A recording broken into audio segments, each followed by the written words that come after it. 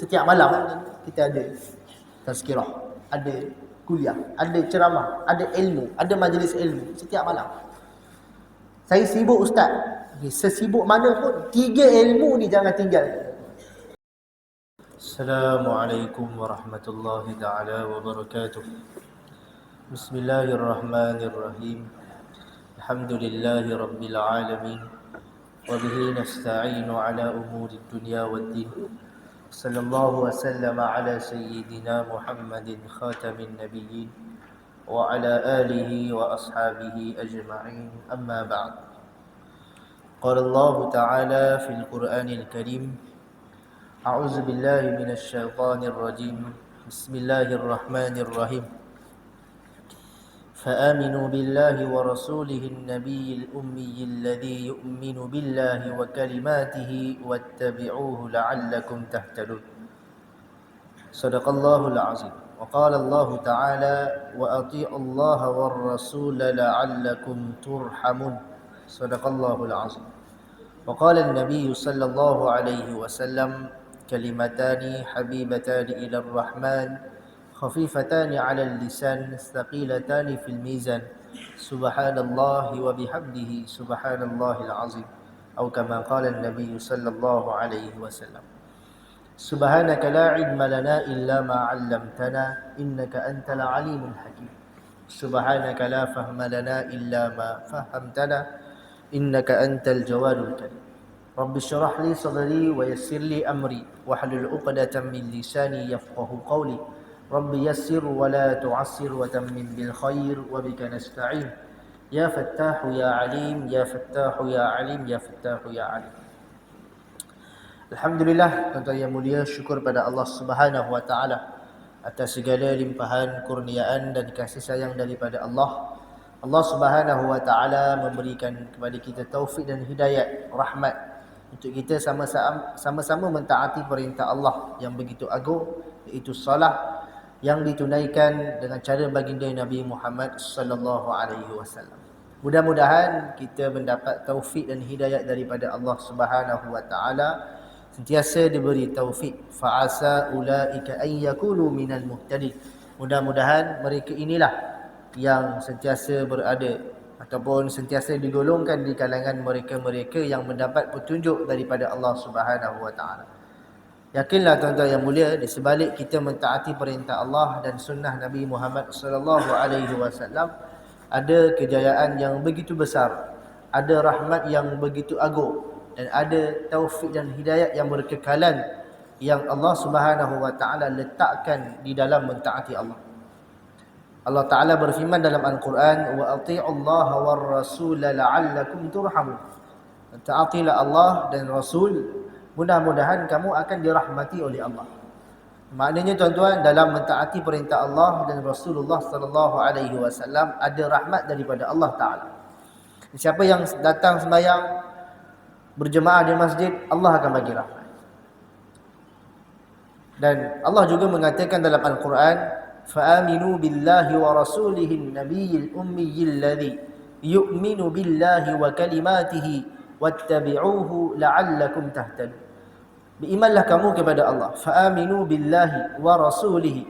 Berimanlah kamu kepada Allah dan Rasulnya, yang seorang Nabi, yang seorang ummi. Nabi itu adalah seorang Nabi, yang mana Rasulnya itu adalah seorang Nabi, dan Rasulnya itu juga adalah seorang yang ummi, yang tidak pandai membaca dan tidak pandai menulis. Yang Rasulihin nabiyil ummiyil ladzi yu'minu billahi wa kalimatihi, yang beliau adalah orang yang beriman kepada Allah dan kalimat-kalimatnya, iaitu Al-Quran. Wattabi'uhu la'allakum tahtadun. Ikutilah beliau, iaitu baginda Nabi Muhammad sallallahu alaihi wasallam, mudah-mudahan kamu mendapat petunjuk daripada Allah Subhanahu wa taala.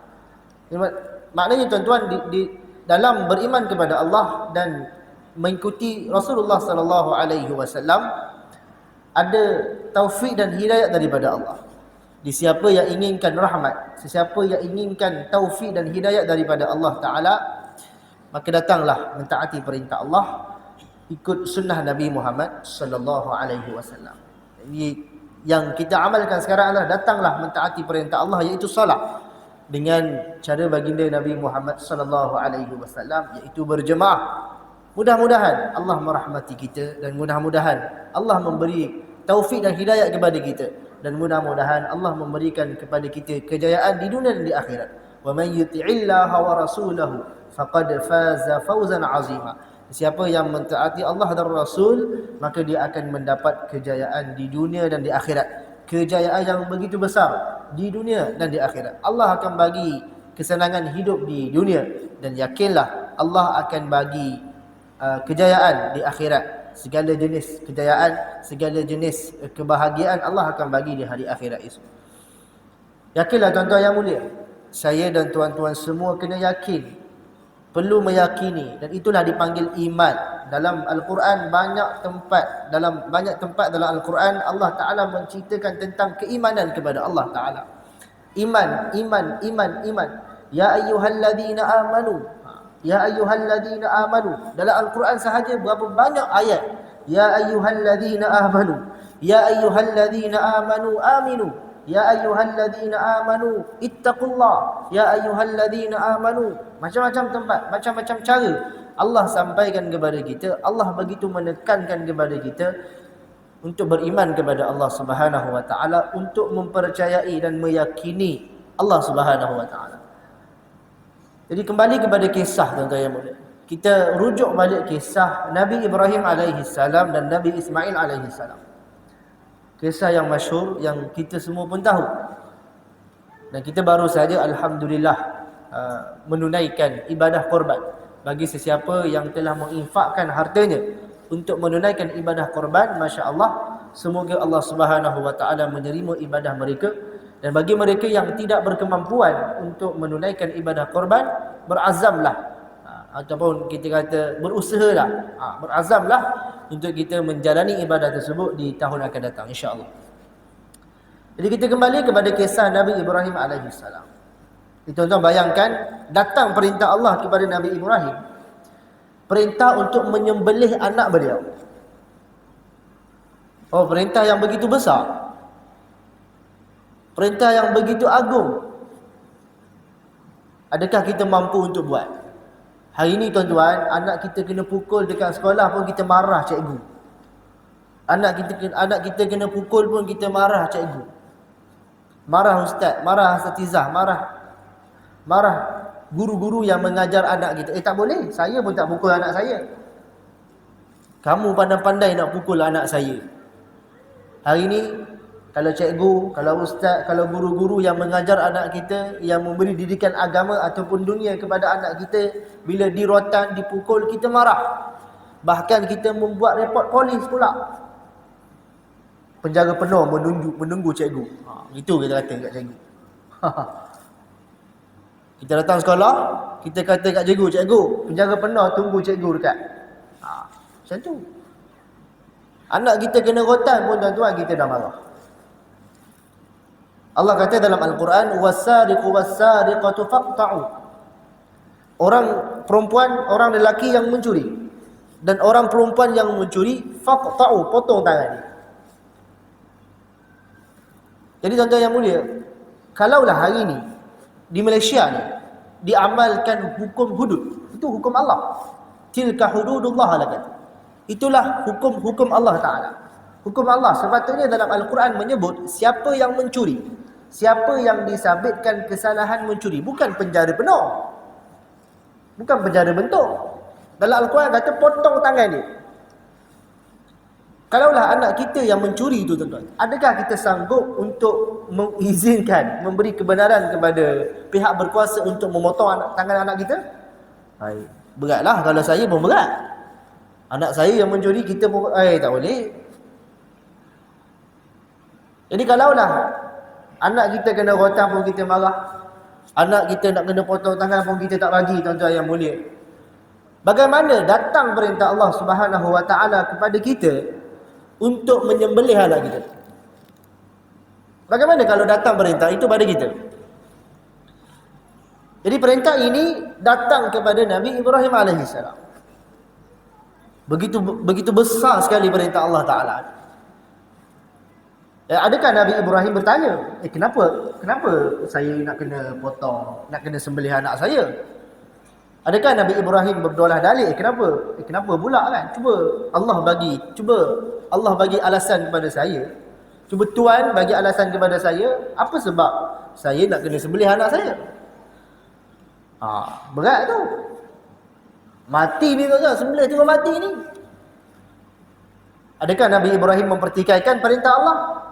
Adakah Nabi Ibrahim bertanyakan ke sana kemari bertanya, kenapa saya kena sembelih anak saya?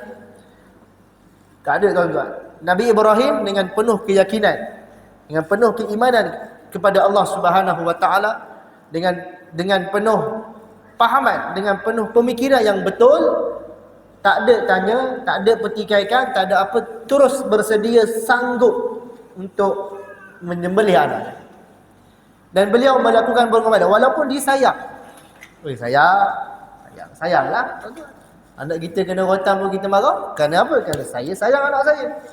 Anak kita nak kena potong tangan, kita tak bagi. Kerana apa? Kerana saya sayang anak saya. Anak kita sakit, kita bawa pergi hospital kerana saya sayang anak saya. Ini anak kita kena sembelih ni. Mesti kita sayang. Begitu juga Nabi Ibrahim, beliau sayang. Dan beliau ikhlas. Tak ada tanya banyak, tak ada berdoa dalil, terus taat perintah Allah Taala. Habis Nabi Ibrahim selesai. Nabi Ismail pula. Yang Nabi Ibrahim nak sembelih. Okeylah, sembelih. Yang nak disembelih macam mana pula? Yang nak disembelih tu tuan-tuan, macam mana pula, apa yang dia rasa? Diturun perintah Allah, datang perintah Allah yang mengatakan saya disembelih. Lagi berat ujiannya, lagi berat tanggungjawabnya, lagi berat perintahnya. Tapi Nabi Ismail juga tidak bertanya, tidak mempertikaikan, tidak berdolah dalih tentang perintah Allah Taala tadi, terus bersedia. Dengan keimanan, dengan kepercayaan, dengan keyakinan, beriman kepada perintah Allah. Dan mereka berdua yakin dalam mentaati perintah Allah ni ada rahmat daripada Allah Taala. Ada taufik dan hidayah daripada Allah Ta'ala. Ada kejayaan di dunia dan di akhirat yang Allah nak bagi pada mereka. Kita pun kata, bolehlah mereka Nabi. Mereka, pangkat mereka Nabi. Mereka bolehlah taat. Yelah, siapa lagi yang kita nak jadikan sebagai contoh? Dalam hidup kita ni tuan-tuan, siapa lagi yang kita nak jadikan sebagai contoh? Laqad kana lakum fi rasulillahi uswatun hasanatun. Nabi lah contoh tauladan kita. Nabi lah yang kita nak jadikan sebagai ikutan, sebagai contoh, sebagai tauladan. Takkan orang lain pula. Jadi mereka berdua iaitu Nabi Ibrahim dan Nabi Ismail ikhlas mentaati perintah Allah. Bismillahirrahmanirrahim. Bismillahirrahmanirrahim. Allah. Allahu akbar, Allahu akbar, Allahu akbar. Maka Nabi Ibrahim pun sembelih Nabi Ismail. Jadi Allah dengan kudrahnya, dengan iradahnya, dengan kuasanya, dengan kehebatannya, dengan keagungannya, tuan-tuan yang mulia, Allah menukarkan Nabi Ismail daripada Nabi Ismail kepada seekor kibas. Kisah yang masyhur, tuan-tuan semua tahu. Jadi ulama lagi tahu tuan-tuan, kalaulah Nabi Ibrahim dengan Nabi Ismail tidak yakin ataupun tidak percaya dengan perintah Allah ini, maka Allah tidak akan menukar Nabi Ismail kepada kibas. Yang disembelih itu adalah Nabi Ismail. Tapi oleh kerana keyakinan mereka, keimanan mereka begitu teguh kepada Allah dan mereka yakin dalam mentaati perintah Allah Subhanahu wa taala ada rahmat, ada pahala yang begitu besar, ada taufik dan hidayah, ada kejayaan yang begitu besar yang Allah nak berikan kepada mereka. Bismillah, sembelih. Maka Allah dengan kudrahnya, dengan iradahnya Allah tukar Nabi Ismail bertukar menjadi kibas. So yang disembelih itu bukan Nabi Ismail, yang disembelih itu adalah seekor kibas. Maka disembelihlah. Nabi Ibrahim menyembelih seekor kibas, bukan Nabi Ismail. Maka daripada kisah ini tuan-tuan, maka turunlah perintah ibadah korban. Turunlah perintah ibadah korban. Turun. Jadi bermula daripada hari Nabi Ibrahim menyembelih Nabi Ismail, sampailah ke hari ini tuan-tuan. Sampailah ke hari ini, segala pahala ibadah korban yang dilakukan oleh umat Islam akan masuk ke dalam buku catatan Nabi Ibrahim dan Nabi Ismail alaihissalam. Jadi berbala tak tuan-tuan pengorbanan mereka? Berbala ke tak pengorbanan mereka? Sangat-sangat berbaloi lah. Sangat-sangat berbaloi.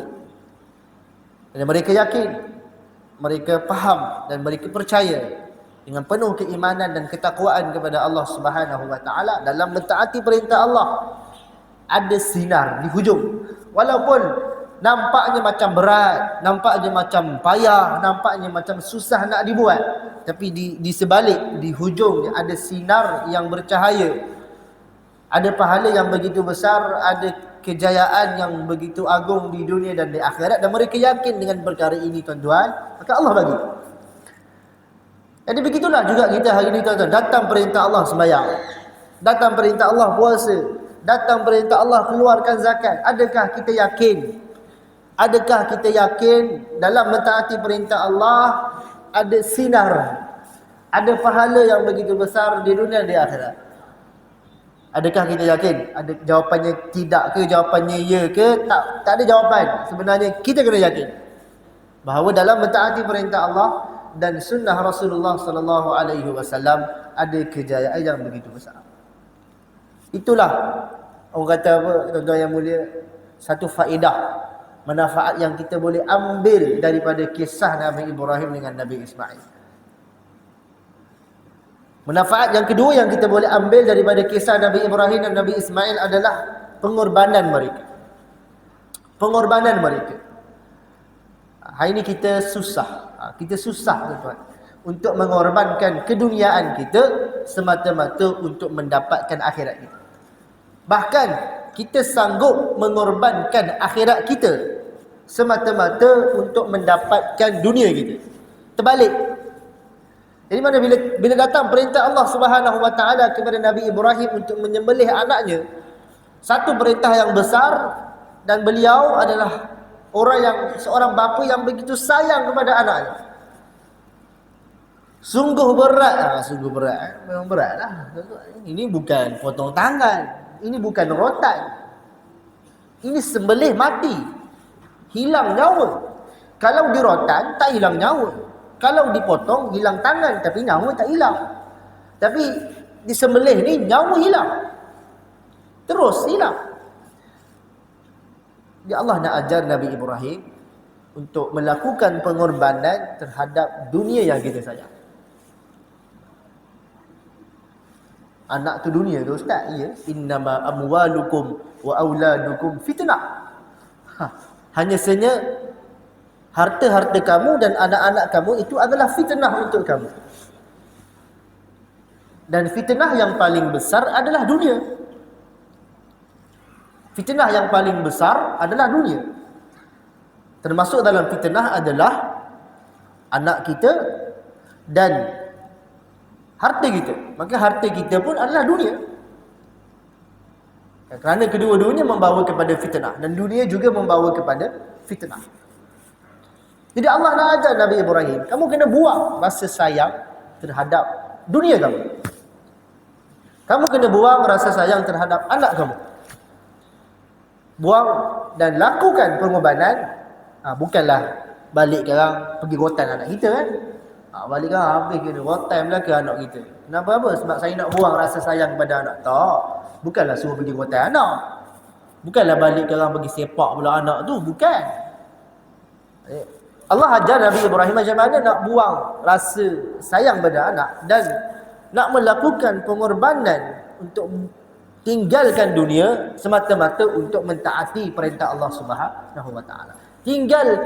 Melakukan pengorbanan, tinggalkan kasih sayang terhadap anak tadi itu semata-mata nak mentaati perintah Allah Subhanahu wa taala. Jadi hari ini tuan-tuan, bila datang perintah Allah pada kita, adakah kita sanggup untuk melakukan pengorbanan, untuk melakukan kesabaran? Korbankan dunia kita, buat akhirat kita. Tinggalkan dunia kita, pergi kepada akhirat kita. Adakah kita boleh buat tuan-tuan? Saya bukan cakap orang lain, saya cakap diri saya sendiri. Sangat berat. Sangat susah tuan-tuan untuk kita buat. Bukan perintah yang besar pun. Solat, terutamanya solat. Tengah-tengah kerja, kita sanggup tak sembahyang. Sanggup solat di luar waktu. Sanggup tinggalkan sembahyang asar, sembahyang subuh, sembahyang zuhur, sembahyang maghrib, sembahyang isyak. Semata-mata untuk keduniaan kita. Semata-mata kerja kita. Semata-mata uang. Semata-mata duit. Ada orang yang sanggup berbuka puasa kerana kerja. Gaji berapa? RM100. Gaji berapa? RM70. Semata-mata RM70. Sanggup untuk mengorbankan puasa satu hari. Bahkan tuan-tuan yang mulia, gaji berapa? Meniaga ni adalah dalam 13,000 untuk bulan Ramadan ni. Alhamdulillah. Tapi sebulan bulan Ramadan tak puasa. Sanggup korbankan satu bulan Ramadan semata-mata untuk wang RM13,000. Adakah kita sanggup? Maka itulah Allah ajar Nabi Ibrahim AS. Buat pengorbanan. Buang cinta kepada anak dan tinggalkan anak, sembelih je anak. Dan itulah juga kita tuan-tuan, bila datang perintah Allah Ta'ala, kebuang dunia kita, buang segala perkara yang menghalang kita untuk kita ibadah, dan pergi kepada ibadah. Sabar. Dan tak besar pun pengorbanan kita sebenarnya. Jika nak dibandingkan pengorbanan Nabi Ibrahim AS, jika nak dibandingkan dengan pengorbanan Nabi Ibrahim, Nabi Ismail, tak besar pun pengorbanan kita. Jauh sama sekali lah pengorbanan kita dengan pengorbanan Nabi Ibrahim AS. Jauh sama sekali pengorbanan kita dengan pengorbanan Nabi Ismail AS. Sayang harta kita, sayang. Allahu Akbar. Sayangnya duit ada, buat juga ibadah korban. Tekan, nak buat ke tak nak, buat juga ibadah korban. Ambil juga satu bahagian RM700, ambil juga satu bahagian seekor kambing. Ambil juga tuan-tuan. Buang cinta dunia, buang rasa cinta dunia, buang rasa cinta kepada duit, pada harta kita, pada anak kita, semata-mata nak buat ibadah korban.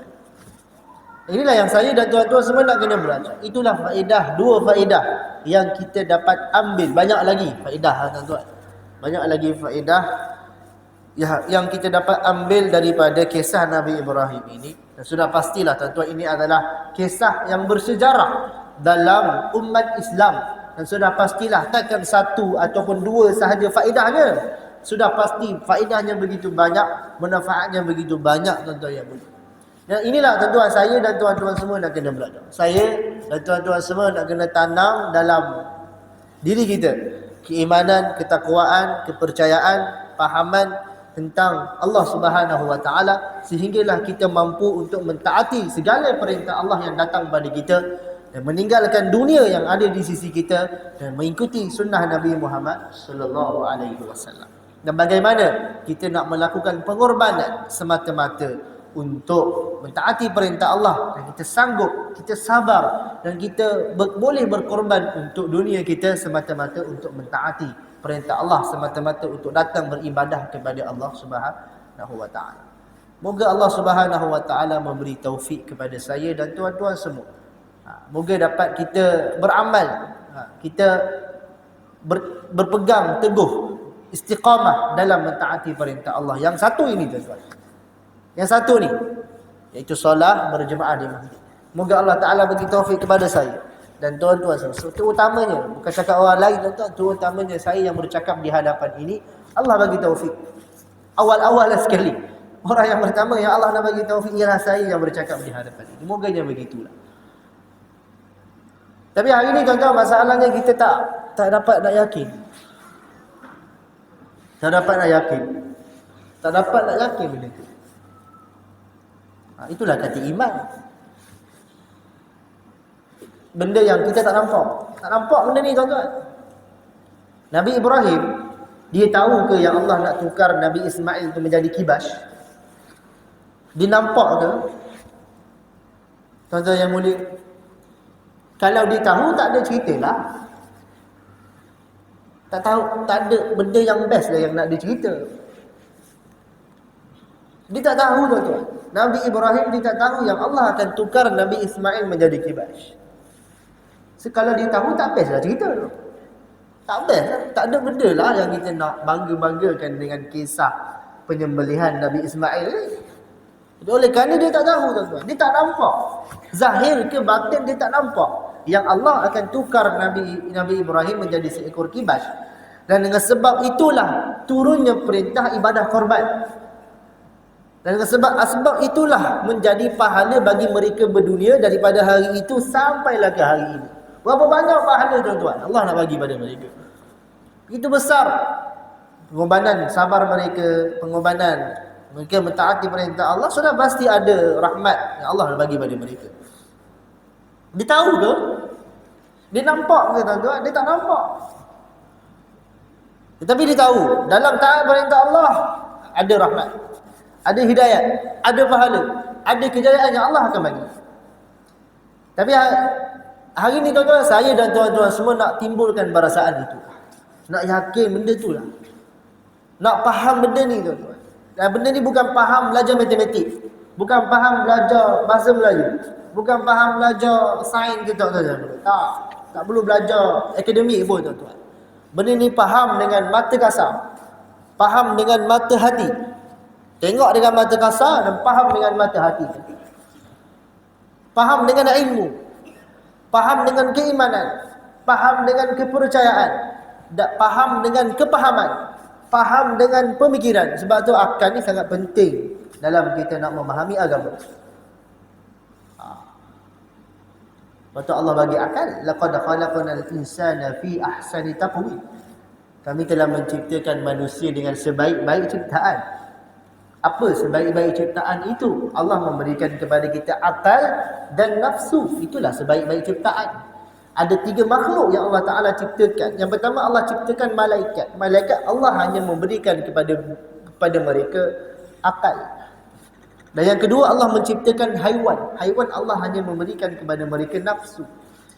Dan yang ketiga, Allah menciptakan manusia. Manusia Allah memberikan kepada mereka sebaik-baik ciptaan, iaitu Allah memberikan kepada mereka akal untuk mereka berfikir dan nafsu yang menguasai mereka.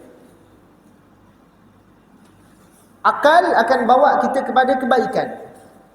Akal akan suruh kita buat baik.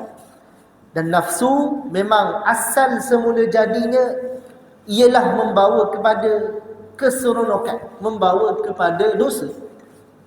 Kita jangan expect lah nafsu nak ajak kita pergi sembahyang. Jangan, tak payah. Wallahi tidak. Sama sekali tidak. Jom kita pergi sembahyang. Saya berdamailah dengan kamu hari ini. Jom sama-sama kita pergi sembahyang. No, taklah. Bukan dia lah. Bukan dia lah kalau macam tu. Dia yang ajak kita pergi sembahyang adalah akal kita. Jadi sebab tu ulama kata, siapa yang akalnya mengatasi nafsunya, dia gunakan akal dia untuk kawal nafsu dia. Dia gunakan akal dia untuk menilai mana yang baik, mana yang buruk. Dia gunakan akal dia untuk menilai mana perintah Allah dan mana larangan Allah.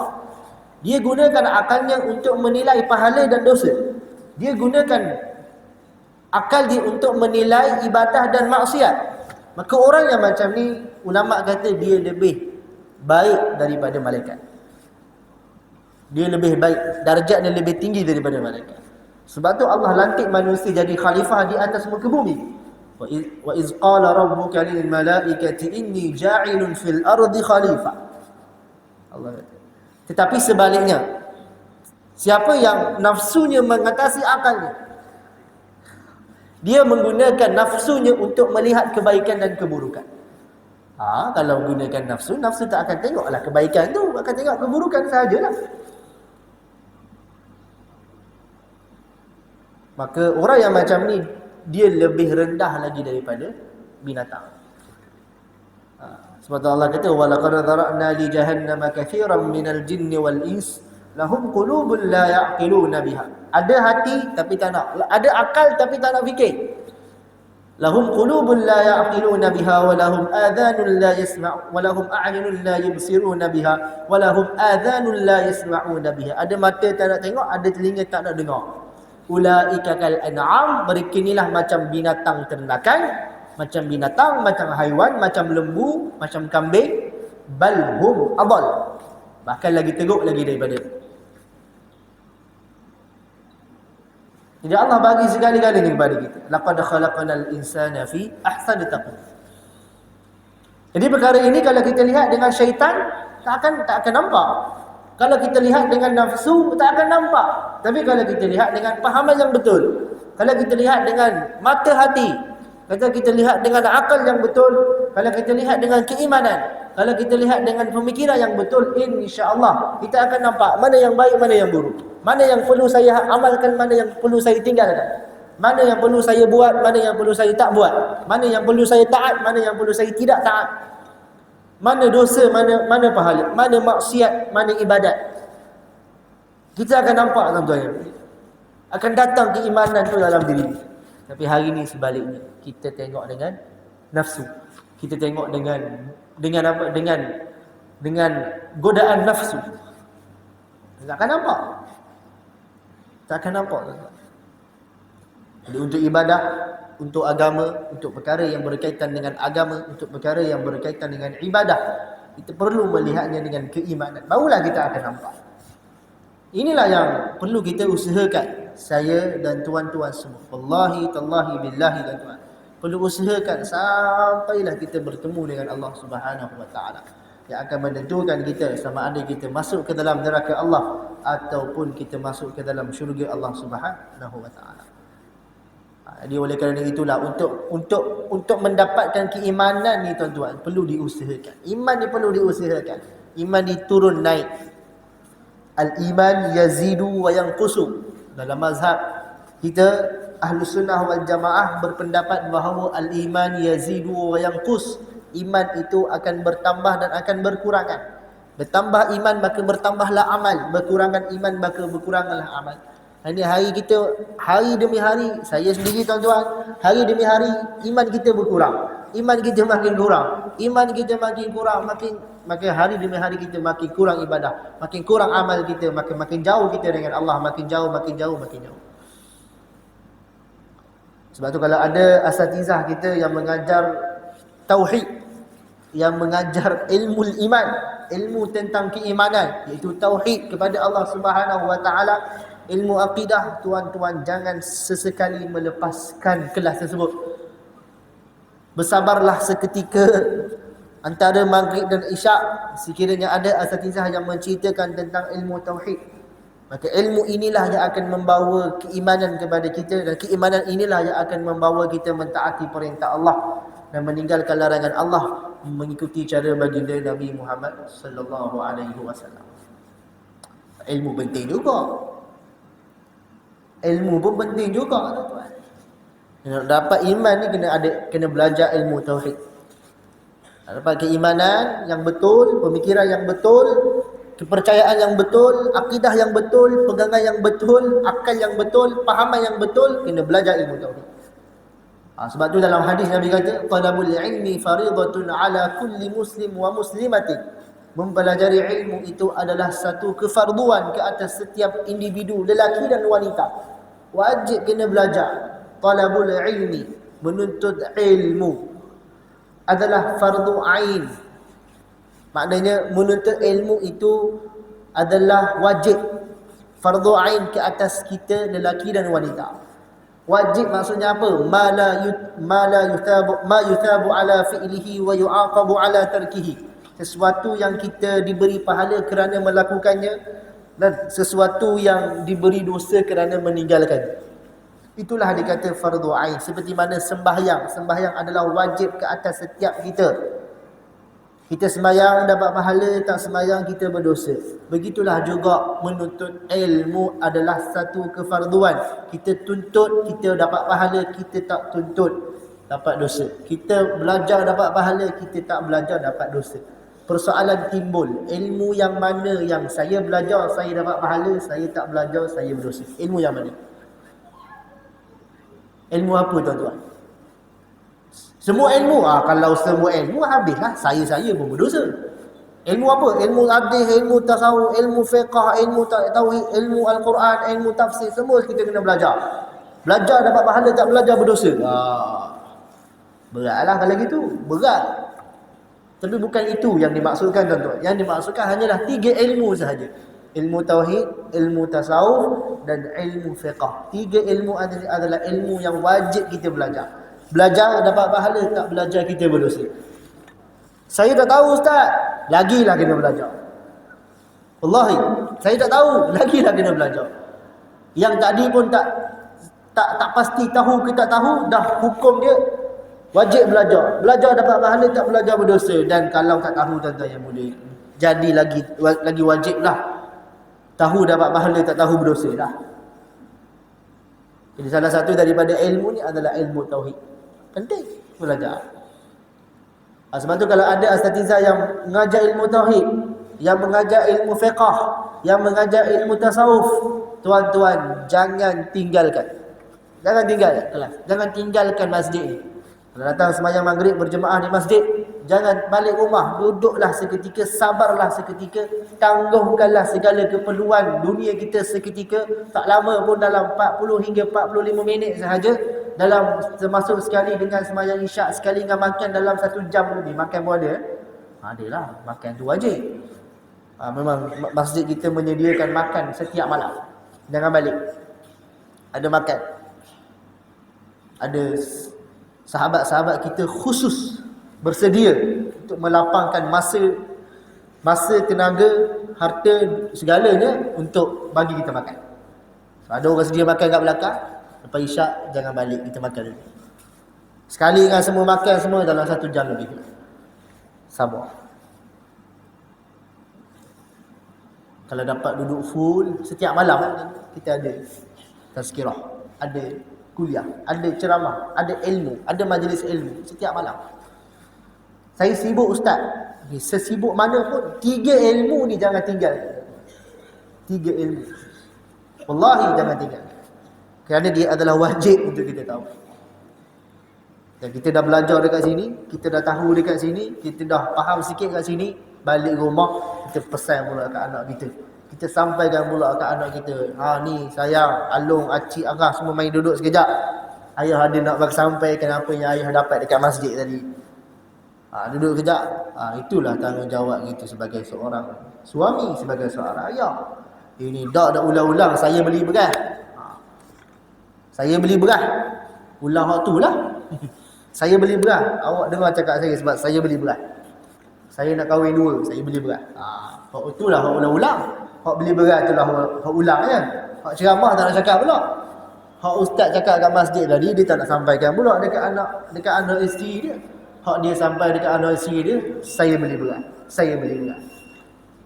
Jadi penting tuan-tuan yang mulia untuk kita belajar 3 ilmu. Ilmu tasawuf, ilmu tauhid dan ilmu fiqh. Kerana dia termasuk di dalam kefarduan kita sebagai seorang yang Islam dan yang Muslim dan Muslimah.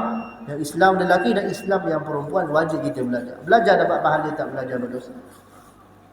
Jadi insya-Allah dengan kita belajar sedikit sebanyak, bukan nak suruh belajar hebat-hebat pun tuan-tuan. Belajar fiqh tu bukan nak suruh jadi macam Imam Syafi'i. Bukan nak suruh jadi macam Imam Ghazali. Belajar tasawuf tu bukan nak suruh jadi macam Ibnul Arabi. Belajar tauhid tu sekadar melepaskan yang wajib. Dia ada batasan dia, ada hadnya. Yang wajib tu ada. Tak perlu kita belajar yang dalam-dalam tu. Yang dalam-dalam tu hanya fardu kifayah. Sudah cukup ada ulama-ulama kita yang belajar. Lepas dah kefarduan tu daripada kita. Dan kita perlu belajar hanyalah asas dalam ilmu tauhid, asas dalam ilmu fiqh, asas dalam ilmu tasawuf. Jadi mudah-mudahan insya-Allah dengan kita belajar, timbullah keimanan dalam diri kita, dan dengan keimanan itulah yang kita bawa untuk taat perintah Allah dan tinggalkan larangan Allah, ikut cara Nabi Muhammad sallallahu alaihi wasallam. Dan dalam mentaati perintah Allah dan sunnah Rasulullah ada kejayaan, ada rahmat, ada hidayat daripada Allah Subhanahu wa taala. Perkara inilah semua saya yang bercakap di hadapan ini, semua sekali kita kena usahakan di dunia lagi, akan bawa, akan kita bekalkan, akan kita watazawwadu, akan kita jadikan ini sebagai bekalan di hari akhirat esok insya-Allah. Mudah-mudahan sedikit sebanyak perkongsian di antara maghrib dan isyak ini dapat memberi manfaat kepada saya, terutamanya yang bercakap, dan tuan-tuan semua dapat diamalkan dan dapat disampaikan insya-Allah. Wabillahi taufiq wal hidayah. Assalamualaikum warahmatullahi taala wabarakatuh.